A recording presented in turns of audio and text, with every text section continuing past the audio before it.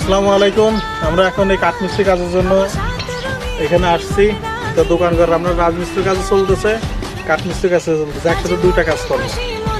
তো এর জন্য আমরা ডিজিটাল মেশিন, হাত পাত নাই, হাত পাত আছে কিন্তু ব্যবহার করবো না।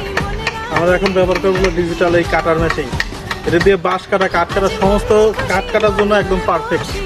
আপনারা দেখেন আমরা কিভাবে কাজটা করি।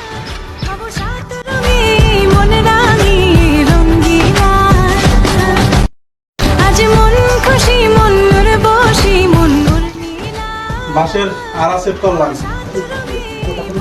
তো আমাদের আঞ্চলিক ভাষায় আড়া বলে।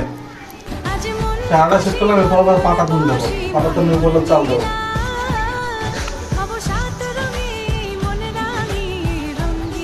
আমরা এখন এই পাটাতন দেওয়ার জন্য এই কাঠটা আমরা রেডি করতেছি, যাতে উপরে পাটাতন দিলে পরে যাতে চোর উপরে শীত কাটে যাতে ভিতরে না আসতে পারে, যেন আমরা সুন্দরভাবে পাটাতন দেবো। আর গরম রোধ করার জন্য এখন আমরা পাটাতন করতেছি।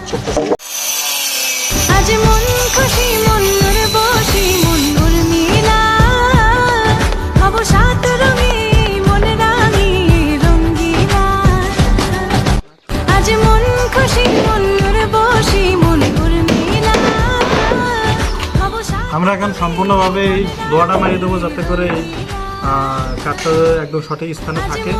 দোয়া না মারলে পারে অনেক সময় দেখা যাবে কাঠে দিকে সরে যাওয়ার ভয় থাকে, কিন্তু এখন এটা মারলে পারে কোনো সমস্যা হবে না। তো আমরা সম্পূর্ণভাবে লোহা দিয়ে এর উপরে আবার টিনের চাল দেবো, এরকম এক জায়গায় ঢালু থাকবে, টিনের চাল দিলে পারে আপনার যাতে পানির ভিতরে না পড়ে। সুন্দরভাবে কাঠটাকে সুন্দর করে চাইছে নেবো, যাতে একটু সুন্দর দেখা যায়।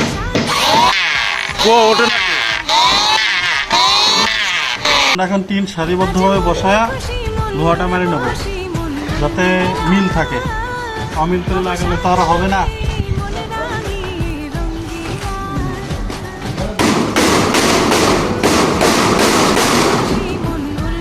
স্ক্রু মারার আগে আমরা লোহাগুলো পিটিয়ে নিচ্ছি, যাতে করে টিনটা সরানো না করে। আমরা টিনের উপর চড়ে হচ্ছিল আপনার স্ক্রু লাগাবো, তো এর জন্য আমরা আগের থেকে হচ্ছিল লোহা মারিয়ে নিচ্ছি।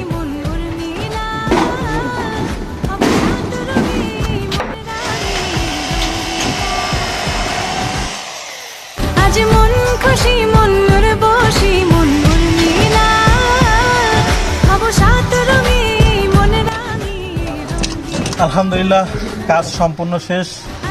আমাদের এই টিমের চালের কাজ একদম পুরো কমপ্লিট হয়ে গেছে। তো আপনাদের অনেকভাবে দেখাইছি, আপনারা কিছু শিখলে বা শিখেন। আর আমি ওইভাবে অভিজ্ঞ মিস্ত্রি না, তবে চেষ্টা করি সব কিছু ঠিকঠাক করে করার।